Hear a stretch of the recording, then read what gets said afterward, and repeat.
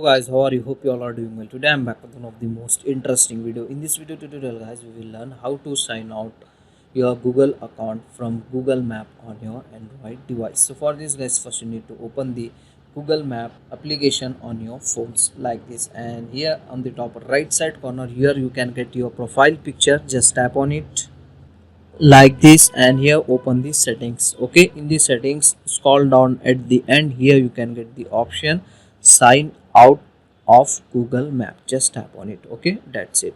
Now your Google account was removed from your Google Map. Okay, as you can see guys, in case that option is not showing in your application, at that time you need to update your Google Map.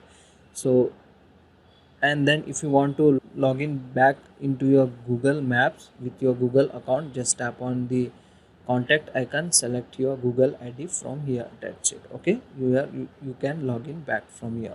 So that's it for today guys. Hope you enjoy this video. If you enjoy, please guys like, share and subscribe to our channel. Thank you very much.